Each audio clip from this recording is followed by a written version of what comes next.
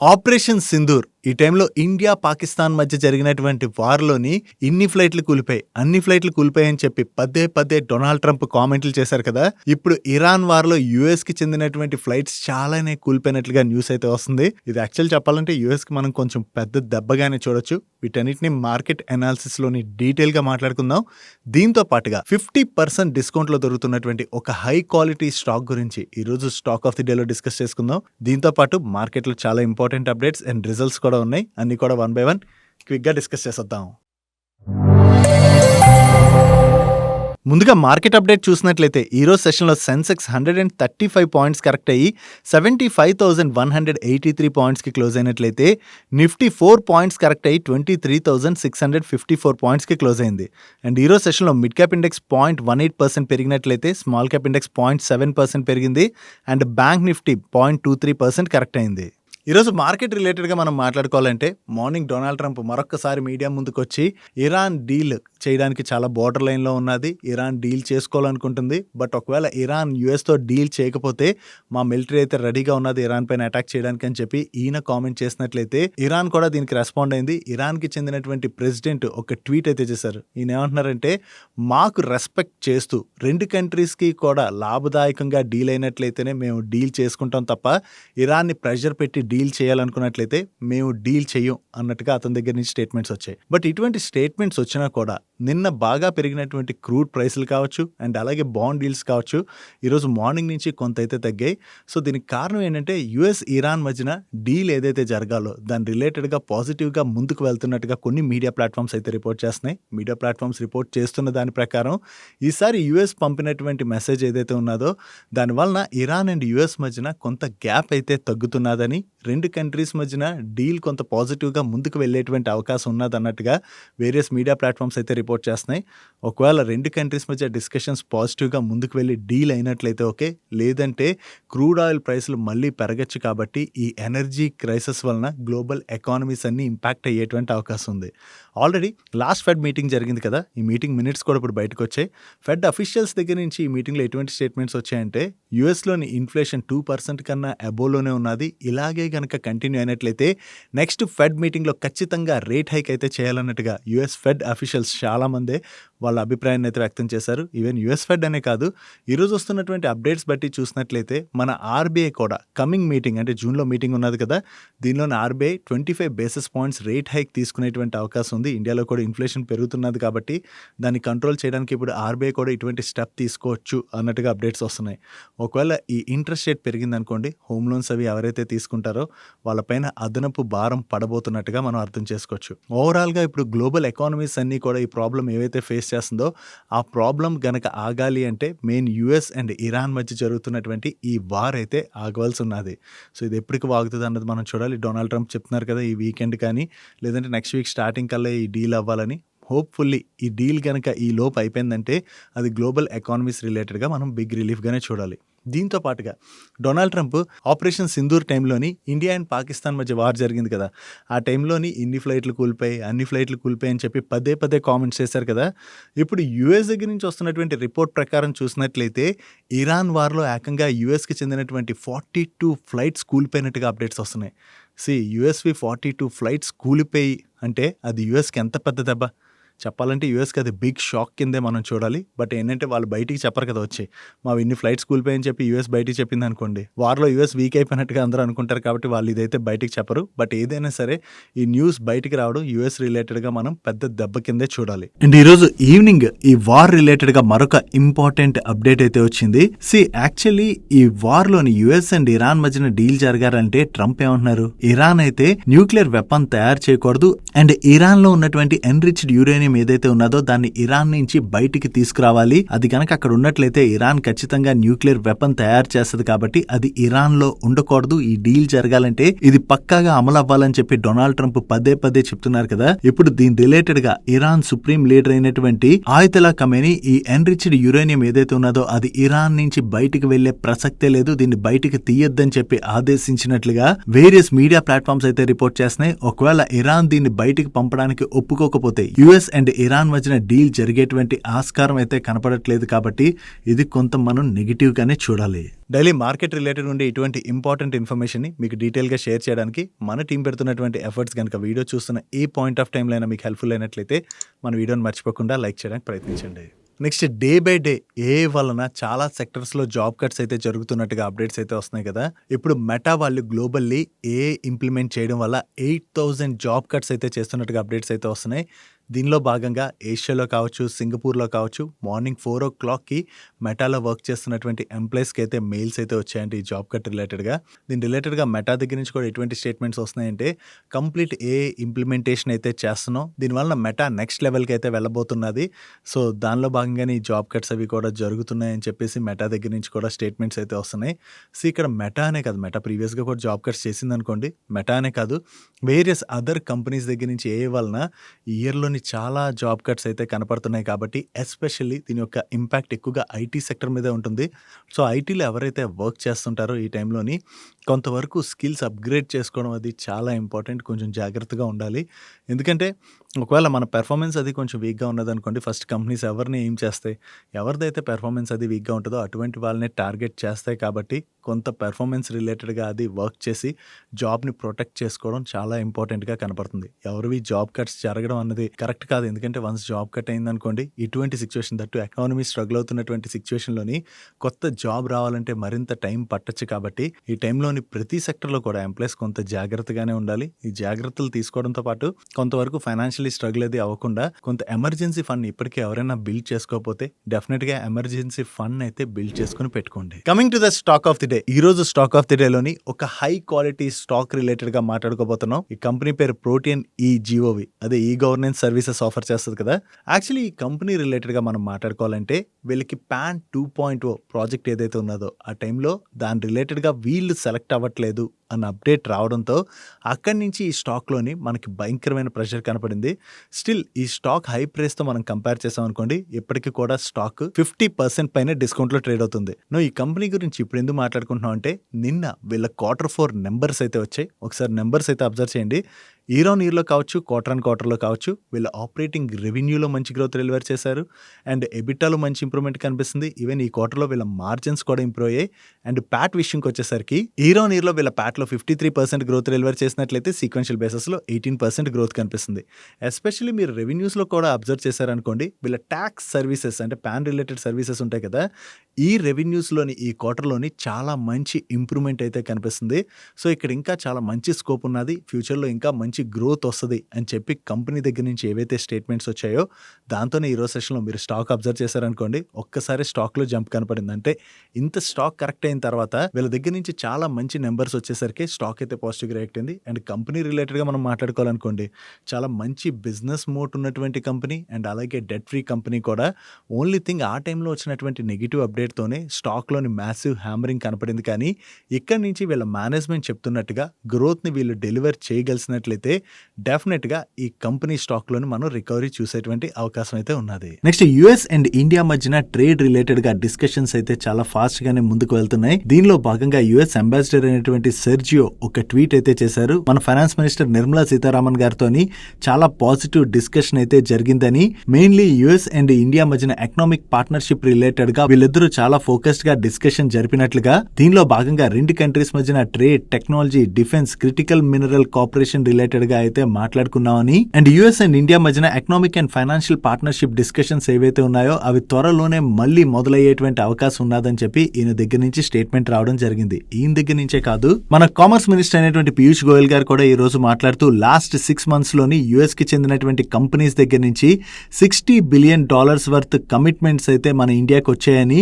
US and India natural partners గా work చేస్తున్నాయని, and మన India data centre ecosystem ని మన దగ్గర ఉన్నటువంటి లో data cost, power availability and tech talent ఏదైతే ఉన్నదో ఇవన్నీ కూడా స్ట్రెంథన్ చేస్తున్నట్టుగా ఈయన కూడా కామెంట్ చేయడం జరిగింది. దీంతో పాటుగా US చీఫ్ నెగోషియేటర్స్ నెక్స్ట్ మంత్ లోని మన ఇండియాని విజిట్ చేయొచ్చు అని చెప్పి ఎక్స్పెక్ట్ చేస్తున్నట్టుగా కూడా ఈయన కామెంట్ చేశారు. నెక్స్ట్ మ్యూచువల్ ఫండ్స్ లోని ఎక్కువ మంది కొత్త ఇన్వెస్టర్స్ ని ఎంకరేజ్ చేసేందుకు గాను సెబీ ఒక న్యూ ప్రపోజల్ అయితే తీసుకొచ్చింది. ఇక పైన కంపెనీస్ వాళ్ళ ఎంప్లాయీస్ కి శాలరీస్ పే చేస్తాయి కదా, ఆ శాలరీస్ లోని some part of the salary company కావాలనుకున్నట్లయితే మ్యూచువల్ ఫండ్ యూనిట్స్ లోని పే చేసుకోవచ్చు అని చెప్పి సెబీ ఒక కొత్త ప్రపోజల్ అయితే తీసుకురావడం జరిగింది. దీనికి ఇంకా చాలా అప్రూవల్స్ అది రావాలి అండ్ అప్రూవల్స్ ఫీడ్బ్యాక్ తీసుకున్న తర్వాత ఇండస్ట్రీ దగ్గర నుంచి వచ్చినటువంటి రెస్పాన్స్ బట్టి సెబీ అయితే దీని రిలేటెడ్ గా డెసిషన్ తీసుకునేటువంటి అవకాశం ఉన్నది. సో ఇలా చేసినట్లయితే చాలా మంది కొత్త ఇన్వెస్టర్స్ మార్కెట్ లోకి రావచ్చు. వన్స్ వాళ్ళు ఇన్వెస్ట్మెంట్స్ జర్నీ స్టార్ట్ చేసినట్లయితే ఫ్యూచర్ లోని వాళ్ళు వెల్త్ బిల్డ్ చేసుకునేటువంటి అవకాశం ఉంటుంది. కాబట్టి దీని రిలేటెడ్ గా సెబీ అయితే ఎంకరేజ్ చేయడానికి ప్రయత్నిస్తుంది. సో సెబీ తీసుకొచ్చినటువంటి ఈ కొత్త ప్రపోజల్ గురించి మీరే అనుకుంటున్నారు అంటే బాగుందా లేదా? బాగుంది అనుకున్నట్లయితే ఎస్ అని లేదా నో అని కామెంట్ చేయడానికి ప్రయత్నించండి. నెక్స్ట్ రీసెంట్ గానే మన స్టాక్ ఆఫ్ ది డే లోని ఇప్పుడు పెట్రోల్ అండ్ డీజిల్ ప్రైస్లు ఏవైతే పెరుగుతున్నాయో దీని వలన ఎలక్ట్రిక్ వెహికల్ సేల్స్ అయితే పెరగచ్చని చెప్పి మనం మాట్లాడుకున్నాం కదా. ఆల్రెడీ ఇది మార్కెట్ లో అయితే కనపడుతున్నట్టుగా ఎన్డీటీవీ ప్రాఫిట్ వాళ్ళు రిపోర్ట్ చేస్తున్నారు. Tata motor passenger vehicle and అలాగే జేఎస్డబ్ల్యూ ఎంజీ మోటార్స్ వాళ్ళు ఉన్నారు కదా, వీళ్ళు స్ట్రాంగ్ ఈవీ డిమాండ్ అయితే చూస్తున్నారని, ఇప్పుడు పెట్రోల్ డీజిల్ ప్రైస్లు పెరగడమే కాకుండా వీటి అవైలబిలిటీ రిలేటెడ్ గా క్వశ్చన్స్ రైజ్ అవ్వడంతో చాలా మంది ఈవీస్ వైపు మూవ్ అవుతున్నట్టుగా వీళ్ళైతే అప్డేట్ చేస్తున్నారు. మరి కొన్ని రోజులు ఇటువంటి సిచ్యువేషన్ కంటిన్యూ అయినట్లయితే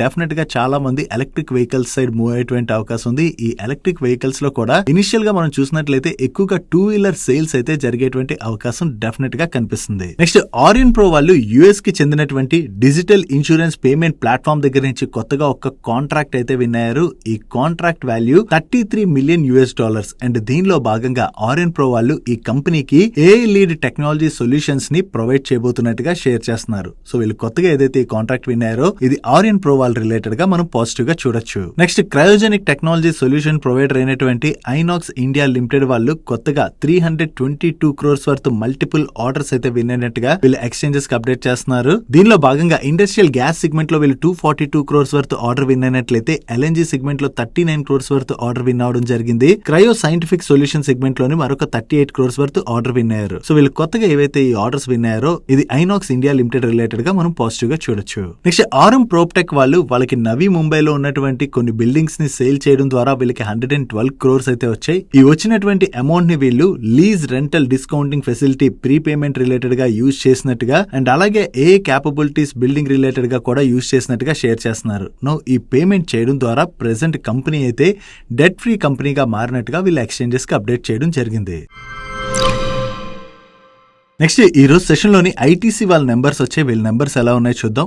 లాస్ట్ ఇయర్ సేమ్ క్వార్టర్ తో కంపేర్ చేస్తే ఈ క్వార్టర్ లోని వీళ్ళ గ్రాస్ రెవెన్యూస్ లో 17% పైనే గ్రోత్ డెలివర్ చేసినట్లయితే ఎబిటాలో 6.9% గ్రోత్ డెలివర్ చేశారు అండ్ ప్యాట్ లో 6.1% గ్రోత్ డెలివర్ చేయడం జరిగింది. Coming to segment wise performance వీళ్ళ సిగరెట్ బిజినెస్ రెవెన్యూస్ లోని ఈ క్వార్టర్ లోని 31% పైనే గ్రోత్ డెలివర్ చేసినట్లయితే ఎఫ్ఎంసీజీ అదర్ బిజినెస్ రెవెన్యూస్ లో 14.7% గ్రోత్ డెలివర్ చేశారు and paper boards paper and packing segment లో కూడా 1.8% గ్రోత్ డెలివర్ చేయడం జరిగింది. బట్ వీళ్ళ అగ్రి బిజినెస్ ఉన్నది కదా, ఈ బిజినెస్ రెవెన్యూస్ లో మాత్రం 15% పైనే డ్రాప్ కనిపిస్తుంది. అండ్ సెగ్మెంట్ వైజ్ ప్రాఫిట్స్ మనం చూసినా ఎఫ్ఎంసీజీ సిగరెట్ బిజినెస్ ప్రాఫిట్స్ లోని డీసెంట్ గ్రోత్ డెలివర్ చేశారు and FMCG other business profit లోనైతే ఎక్సెప్షనల్ గ్రోత్ కనిపిస్తుంది. ఏకంగా 51% గ్రోత్ డెలివర్ చేయడం జరిగింది. Paper boards paper and packing segment profit లో కూడా 21% పైనే గ్రోత్ డెలివర్ చేశారు అండ్ అగ్రి బిజినెస్ ప్రాఫిట్స్ లో అయితే 29% డ్రాప్ కనిపిస్తుంది. ఓన్లీ ఈ క్వార్టర్ లో వీళ్ళ అగ్రి బిజినెస్ ఇంపాక్ట్ అయింది. రిమైనింగ్ అదర్ బిజినెస్ లన్నింటిలో కూడా వీళ్ళు డీసెంట్ గ్రోత్ డెలివర్ చేసినట్టుగా మనం అర్థం చేసుకోవచ్చు.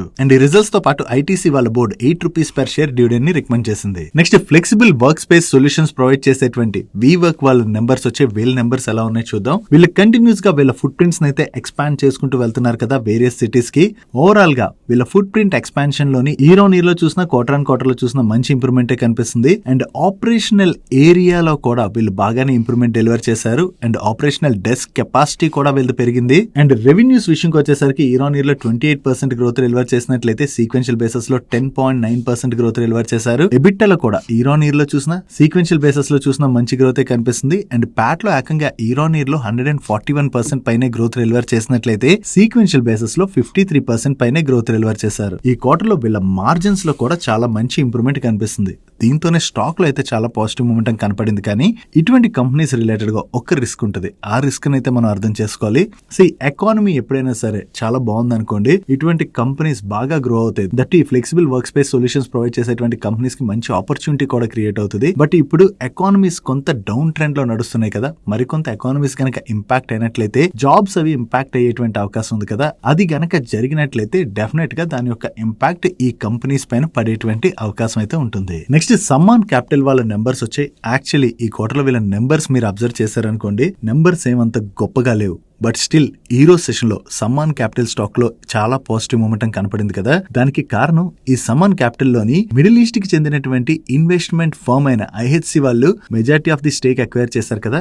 ఈ అక్వైర్ చేశాక సమ్మాన్ క్యాపిటల్ ని వీళ్ళు కంప్లీట్ టర్న్ అరౌండ్ చేయడానికి అయితే ప్రయత్నిస్తున్నారు. దీనిలో భాగంగా వీళ్ళు ఇచ్చినటువంటి గ్రోత్ టార్గెట్ మీరు ఇక్కడ అబ్జర్వ్ చేయొచ్చు. వీళ్ళు ఏం చెప్తున్నారంటే సమ్మాన్ క్యాపిటల్ 2.0 ని ప్రాజెక్ట్ చేస్తూ financial year 27 and financial year 30 targets అయితే వీళ్ళు ఇక్కడ ఇచ్చారు. చూడండి, ఫైనాన్షియల్ ఇయర్ 27 కల్లా వీళ్ళు 70,000 crores వర్త్ AUM అయితే టార్గెట్ చేస్తున్నట్లుగా and 30,000+ crores worth annual disbursements అయితే టార్గెట్ చేస్తున్నామని, ప్రెసెంట్ 217 బ్రాంచెస్ అయితే వీళ్ళు ఉన్నాయి, వాటిని 270 కి పెంచాలని చూస్తున్నట్లుగా అండ్ వీళ్ళ మ్యాన్ పవర్ ని కూడా సిగ్నిఫికెంట్ గా ఇంక్రీజ్ చేయాలని చూస్తున్నట్టుగా వీళ్ళ మేనేజ్మెంట్ అయితే షేర్ చేస్తుంది. అండ్ ఫైనాన్షియల్ ఇయర్ 30 నాటికి వీళ్ళ AUM ని 190,000 కోట్లకి తీసుకువెళ్లాలని చూస్తున్నట్లుగా అండ్ యాన్యువల్ డిస్బర్స్మెంట్స్ ని 90,000+ crores కి తీసుకువెళ్లాలని టార్గెట్ పెట్టుకుంటున్నట్లుగా అండ్ రిటర్న్ ఆన్ ఈక్విటీని 18 to 19% టార్గెట్ చేస్తున్నట్టుగా వీళ్ళ మేనేజ్మెంట్ షేర్ చేస్తుంది. ఓవరాల్ గా వీళ్ళు గ్రోత్ ప్రొజెక్షన్ ఏదైతే ఇస్తున్నారో దాంతోనే ఈ రోజు సెషన్ లో సమ్మాన్ క్యాపిటల్ స్టాక్ లో మనకంత పాజిటివ్ మూమెంటం కనపడింది. వీళ్ళు చెప్తున్నట్టుగా ఇక్కడి నుంచి కంపెనీని కంప్లీట్ గా టర్న్ అరౌండ్ చేయగలిసినట్లయితే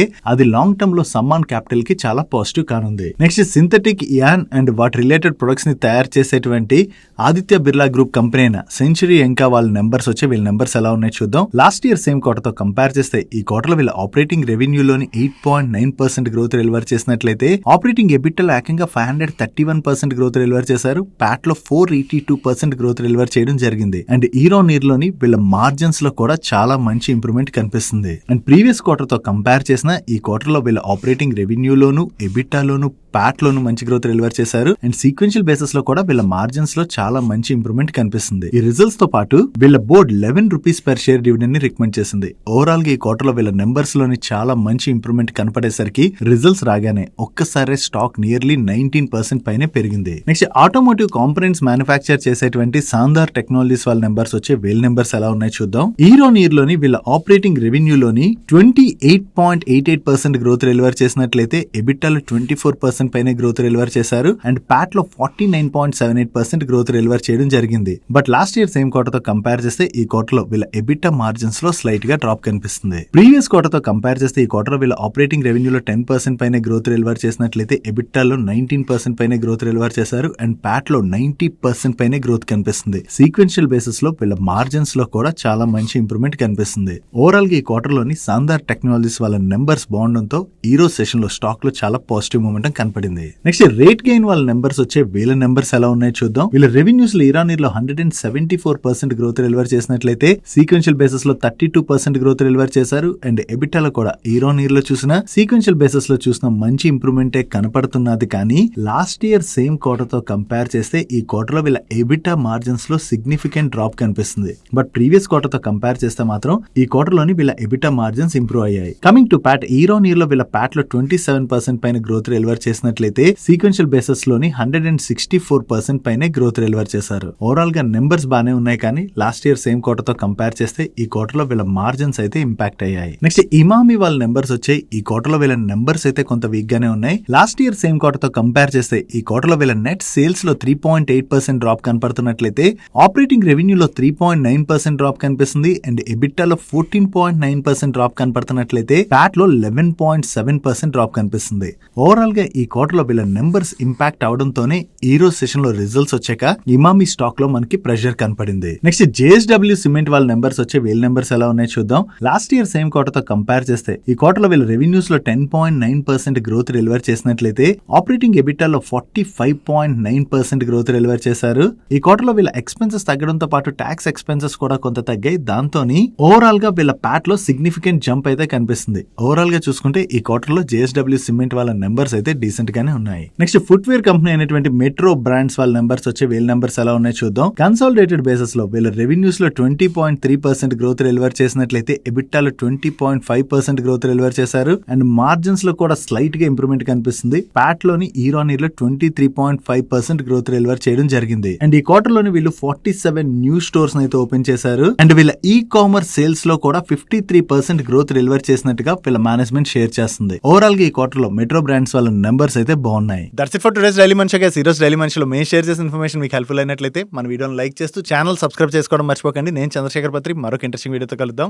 గుడ్ నైట్.